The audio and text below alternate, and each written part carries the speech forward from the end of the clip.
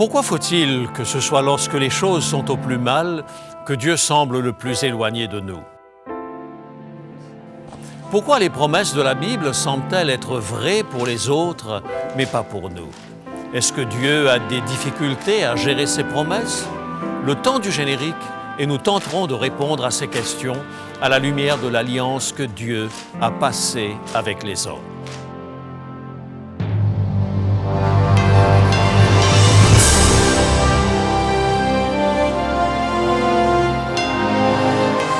Elle a résisté à l'épreuve du temps. La Bible, le livre de la révélation, est toujours d'actualité dans le monde complexe d'aujourd'hui. Voici, il est écrit. C'est un message de foi et d'espérance que vous présente maintenant José Élysée.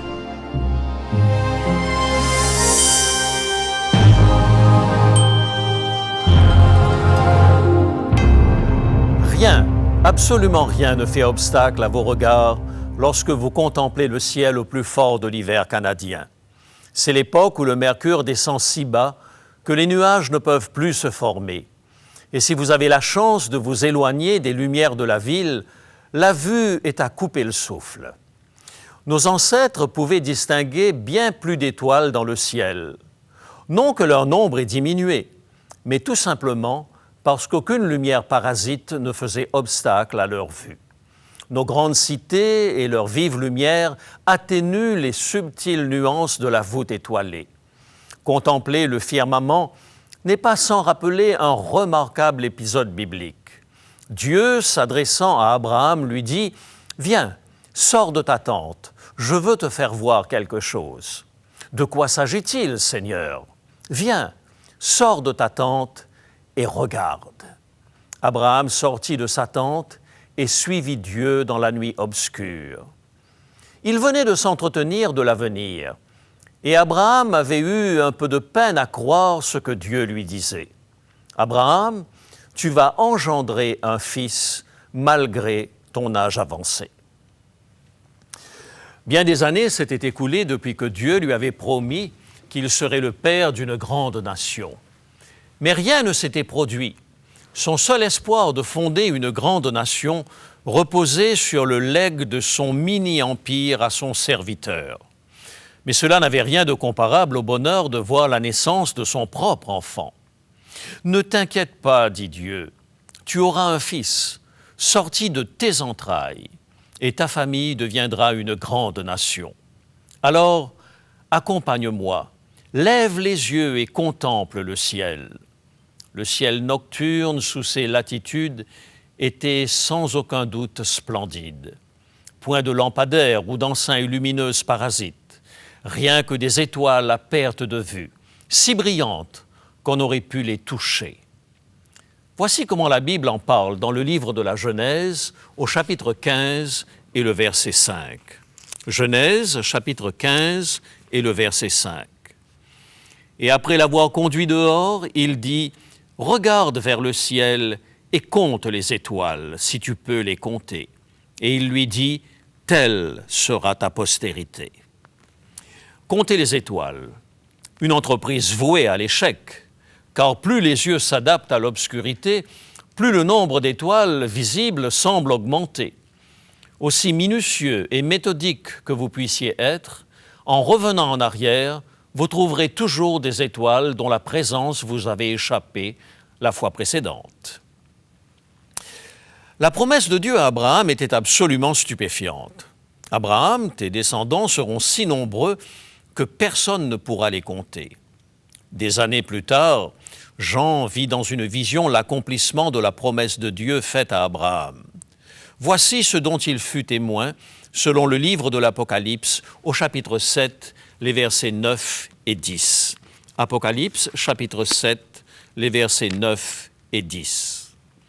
Après cela, je regardais, et voici, il y avait une grande foule que personne ne pouvait compter, de toute nation, de toute tribu, de tout peuple et de toute langue. Ils se tenaient devant le trône et devant l'agneau, revêtus de robes blanches et des palmes dans leurs mains. Et ils criaient d'une voix forte en disant « Le salut est à notre Dieu qui est assis sur le trône et à l'agneau. Minute, dites-vous. Les gens cités dans le livre de l'Apocalypse viennent de toutes les nations. Ce n'est pas la réalisation de la promesse de Dieu, car ce ne sont pas des Juifs. Et de plus, les événements se passent au ciel et non pas en Palestine. Excellente remarque, mais pas tout à fait exacte. Tout d'abord, ce passage d'Apocalypse se situe dans le contexte des 12 tribus d'Israël. Immédiatement avant de décrire la grande foule que personne ne peut compter, Jean parle d'un groupe mystérieux de gens dont le nombre est de 144 000. Il précise que ces personnes sont issues des tribus d'Israël. 12 000 de la tribu de Juda, 12 000 de la tribu de Ruben, et ainsi de suite. C'est immédiatement après que l'ange ait décrit les 144 000 que Jean se retourne pour apercevoir une grande foule. Je ne vais pas parler des 144 000 aujourd'hui parce que ce n'est pas le thème de l'émission. Cependant, j'aimerais souligner que la multitude des rachetés est liée aux descendants d'Israël, car le fait même que personne ne puisse les compter en fait le sujet potentiel de la promesse faite à Abraham. Vous avez remarqué à juste titre que la Bible précise que ces gens viennent de toutes les nations. En faire des descendants d'Abraham, c'est faire injure au contexte. Pourtant, l'Épître aux Galates affirme que tous ceux qui se réclament de Christ en tant que sauveur sont de la postérité d'Abraham. Lisons ce passage dans le chapitre 3 et le verset 29 de l'Épître aux Galates. Et si vous êtes à Christ, vous êtes donc la postérité d'Abraham, héritier selon la promesse. Si vous avez choisi Jésus-Christ en tant que sauveur et Seigneur, vous êtes un descendant d'Abraham. Vous faites partie des héritiers de la promesse qui fut faite, voilà des millénaires, à un homme suffisamment audacieux pour abandonner sa patrie et suivre Dieu. Abraham le fit par pure foi. Et toute personne qui choisit de suivre Jésus par la foi est un fils d'Abraham.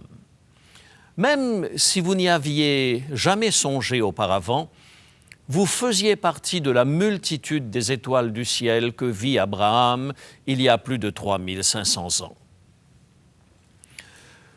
Au-delà de la foi d'un homme qui a arraché les pieux de sa tente et a pris le chemin de la terre promise à la recherche d'un lopin de terre promis par Dieu, ce récit recèle d'autres leçons à notre intention. L'Épître aux Hébreux nous apprend que la destination ultime d'Abraham n'était pas le pays de Canaan. Il visait autre chose. Hébreux chapitre 11, à partir du verset 8. Hébreux chapitre 11, à partir du verset 8. C'est par la foi qu'Abraham, lors de sa vocation, obéit et partit pour un lieu qu'il devait recevoir en héritage et qu'il partit sans savoir où il allait. C'est par la foi qu'il vint s'établir dans la terre promise comme dans une terre étrangère, habitant sous des tentes ainsi qu'Isaac et Jacob, les co-héritiers de la même promesse. Car il attendait la cité qui a de solides fondements, celle dont Dieu est l'architecte et le constructeur. La promesse de Dieu ne se limitait pas à une région connue aujourd'hui sous le nom de la Palestine. La Bible dit qu'il recherchait une cité dont Dieu est l'architecte. Où donc pouvait se trouver la cité que cherchait Abraham? La réponse se trouve dans le livre de l'Apocalypse, au chapitre 21, versets 1 à 3. Apocalypse, chapitre 21, versets 1 à 3. Et je vis descendre du ciel d'auprès de Dieu la ville sainte, la nouvelle Jérusalem, préparée comme une épouse qui s'est parée pour son époux. Et j'entendis du trône une voix forte qui disait « Voici le tabernacle de Dieu avec les hommes.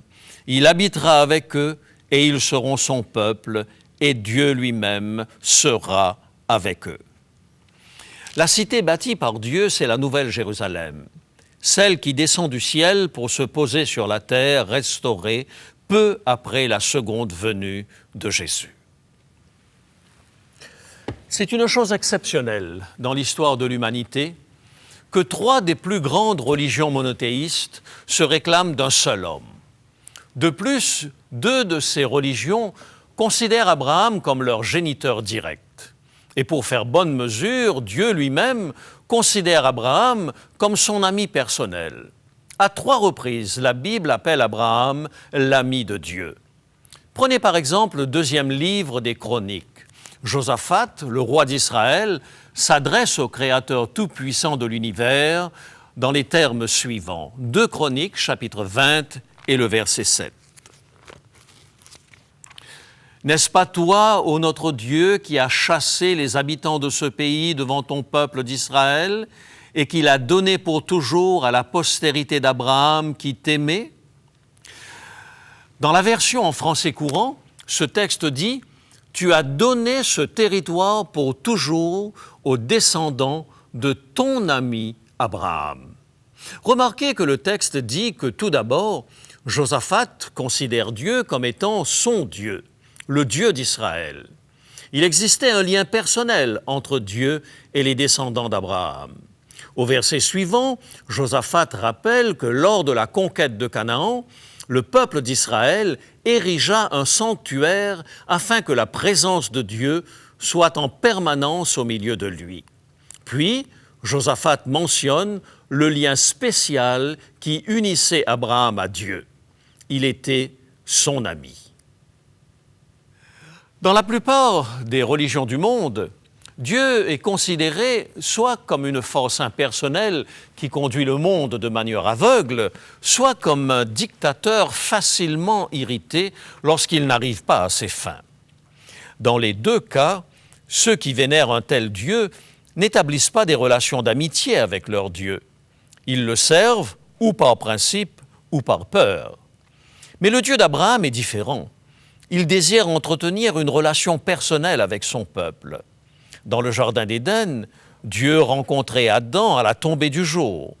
Après le péché, il établit un lieu aux portes du Jardin d'Éden où sa présence se manifestait. Un rappel constant de son désir d'habiter au milieu des hommes. Et lorsque Dieu établit son alliance avec Abraham, il l'appela son ami et il scella sa promesse par une apparition personnelle. Dans Genèse, au chapitre 15, Dieu promet à Abraham que ses descendants seraient aussi nombreux que les étoiles du ciel. Et pour marquer cette circonstance, la Bible décrit un étrange rituel qui a embarrassé plus d'un théologien. Genèse, chapitre 15, versets 7 à 10. L'Éternel lui dit encore, « Je suis l'Éternel qui t'ai fait sortir d'Ur en Chaldée, pour te donner en possession ce pays. » Abram répondit, « Seigneur éternel, à quoi connaîtrai-je que je le posséderai ?»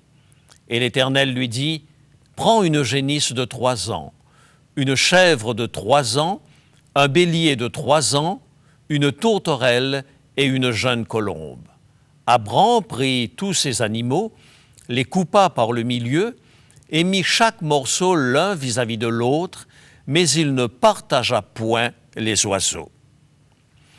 Les sacrifices étaient monnaie courante dans l'Antiquité. Chaque animal innocent qui était sacrifié en Israël était un symbole qui rappelait le jour où le Fils de Dieu viendrait dans ce monde donner sa vie innocente pour payer la dette de nos péchés. Chaque sacrifice confirmait notre acceptation de la mort sacrificielle du Fils de Dieu. En offrant un sacrifice, l'homme manifestait sa confiance dans le fait que Dieu pouvait agir en sa faveur, car par lui-même, il était impuissant à assurer son salut. Il n'est donc pas surprenant que lorsque Dieu fait alliance avec Abraham, un sacrifice est offert.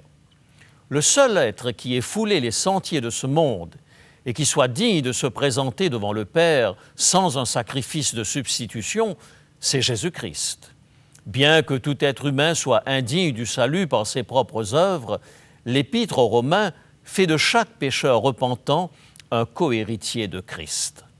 Il est donc bien naturel qu'Abraham offre un sacrifice à Dieu lorsque Dieu lui promet gracieusement et le pays de Canaan et un héritage céleste. De plus, les sacrifices étaient également un moyen par lequel les peuples de l'Antiquité apposaient leur sceau à un contrat important. Personnellement, je préfère de loin une signature au bas d'un document plutôt que de tordre le cou à un agneau. Mais à l'époque d'Abraham, les sacrifices tenaient lieu d'actes notariés. Il ne serait pas exagéré de penser que le sacrifice d'un animal lors de l'établissement d'un contrat avait un rapport avec la nature irréversible du contrat. Enlever une vie est un acte irréversible et sacrifier un animal lors de l'établissement d'un contrat en soulignait le caractère définitif. Aucune des parties ne pouvait revenir en arrière pour le modifier.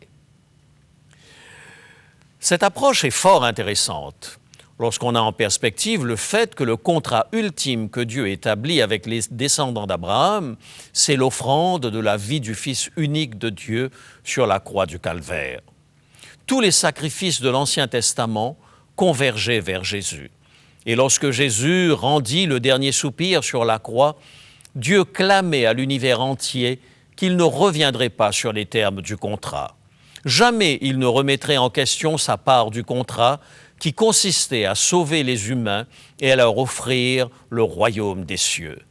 Même si chaque jour dans notre monde, des milliers de promesses ne sont pas honorées, Dieu, lui, ne reviendra jamais sur ses engagements.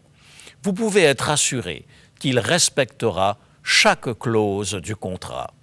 Un jour, une multitude de gens que personne ne pourra compter se tiendra devant Dieu dans le ciel, et vous pouvez être de ce nombre.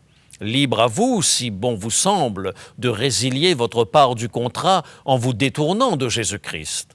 Mais l'initiative sera vôtre, elle ne viendra jamais de Dieu.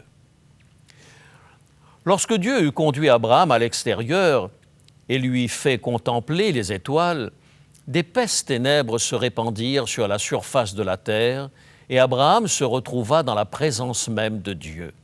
Lisons ce passage dans Genèse chapitre 15 et le verset 12. Au coucher du soleil, un profond sommeil tomba sur Abram, et voici une frayeur et une grande obscurité vinrent l'assaillir. Remarquons avant d'aller plus loin que Dieu rendit visite à Abraham au plus profond de la nuit pour l'informer que ses descendants seraient esclaves en Égypte avant que ne se réalise sa promesse d'hériter du pays promis. Dieu dit « Je sais que ça pourrait ressembler à une rupture de contrat à première vue, mais je te laisse l'assurance que tes descendants sortiront de l'Égypte par mon bras puissant. » Ne vous est-il jamais arrivé de devoir attendre longtemps avant que ne se réalise la promesse de Dieu? Lorsque nous avons tout abandonné pour servir Dieu, nous avons l'impression que Dieu nous a laissé tomber si ses promesses ne se réalisent pas immédiatement. Je ne comprends pas. J'ai quitté mon emploi, j'ai tout abandonné pour servir Jésus, et maintenant j'ai des difficultés à joindre les deux bouts. Où est la promesse divine selon laquelle le pain et l'eau seraient assurés à ses enfants? Toutes les promesses de Dieu se réaliseront et il sera fidèle à sa parole. Avant de lever les yeux au ciel et de reprocher à Dieu de ne pas respecter son alliance, il serait peut-être raisonnable de nous demander si nous avons tenu nos propres engagements envers Dieu. Sans l'expérience de l'Exode, le peuple d'Israël serait passé à côté d'importantes leçons.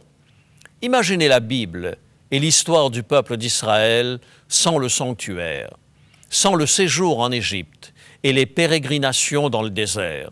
Le peuple d'Israël serait passé à côté de miracles impressionnants. Satan, celui qui se déclare le prince de ce monde, fait obstacle au projet de Dieu. Devoir attendre pour voir se réaliser les promesses divines nous conduit souvent à réaliser que Dieu avait de bonnes raisons pour nous apprendre à exercer notre patience. Mais cela ne remet nullement en question la certitude de ses promesses. Genèse 15 nous livre une clé importante pour comprendre le sens des sacrifices. Verset 17, « Quand le soleil fut couché, il y eut une obscurité profonde. Et voici, ce fut une fournaise fumante, et des flammes passèrent entre les animaux partagée. Lorsque Dieu voulut se manifester à Moïse, c'est dans un buisson ardent qu'il lui apparut dans le désert. Lorsque Dieu voulut rappeler à Adam son désir d'habiter près de lui, c'est par l'épée flamboyante de chérubin qu'il le fit. Et lorsque Dieu voulut confirmer à Abraham l'immuabilité de son alliance, c'est aussi par le feu qu'il le fit. Cette nuit-là, tandis qu'Abraham sombrait dans l'obscurité du découragement, Dieu s'approcha de lui. Il se montra à Abraham et par le feu, il voulut souligner l'importance de cette alliance. Même si le péché a provoqué la tristesse de Dieu, il n'a pas altéré son désir ardent d'être proche de nous.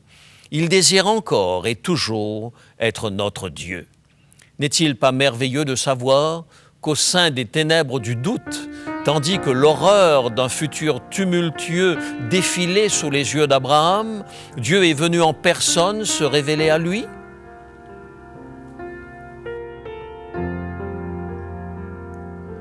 Quand le soleil s'assombrit de nuages, quand ma fontaine ne cesse de couler, Jésus comme un vent tout léger et tendre, j'entends toujours ta voix me murmurer.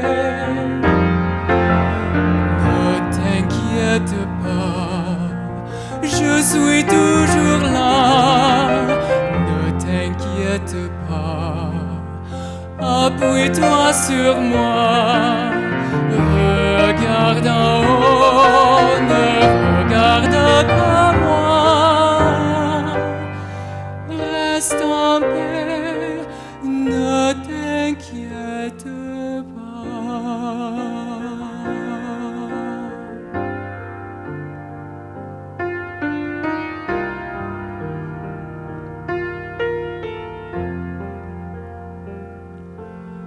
Quand mon sourire en perte de courage devient l'hôte secret de mes chagrins, Jésus comme une brise caressante, j'entends toujours ta voix me murmurer.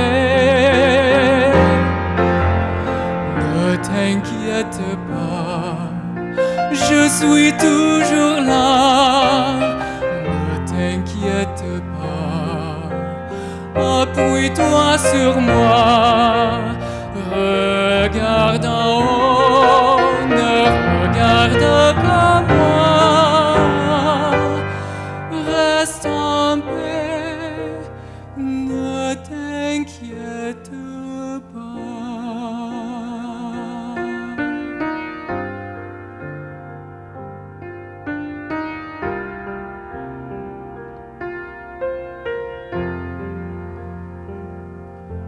Quand les demain me noient d'incertitude, quand les hier cherchent à me tourmenter, Jésus entend ma prière fervente, que vienne encore ta voix me murmurer.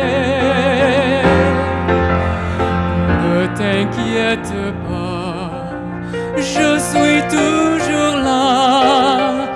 Ne t'inquiète pas, appuie-toi sur moi. Regarde en haut, ne regarde pas moi. Reste en paix, ne t'inquiète pas. Regarde en haut, ne regarde pas moi.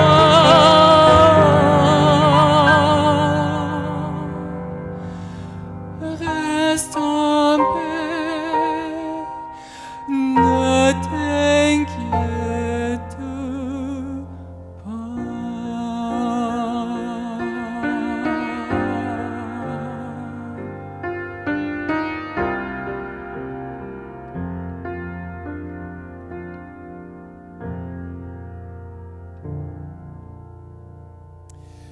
Faites-vous face à une nuit obscure en ce moment?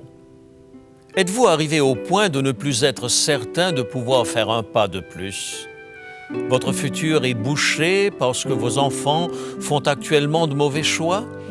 Votre mariage bat de l'aile ou votre patron vous licencie? Dieu veut vous apprendre une merveilleuse leçon grâce à l'expérience d'Abraham. Ses promesses sont certaines. Vous pouvez lui faire confiance. Il est toujours présent. Même si l'obscurité vous environne, il ne vous privera pas de sa présence. Et son désir le plus cher est d'être à vos côtés en cet instant. Prions ensemble. Père Céleste, parmi ceux qui en ce moment écoutent cette émission, il y a des personnes qui ont le sentiment que leur fardeau est trop lourd pour leurs épaules. Certaines de ces personnes sont découragées parce qu'elles n'entendent plus ta voix. Manifeste-leur ta présence aujourd'hui. Rappelle-leur que tu es fidèle dans tes promesses. Merci d'être venu habiter au milieu de nous. C'est à Jésus que nous confions le soin de porter jusqu'à toi notre prière. Amen.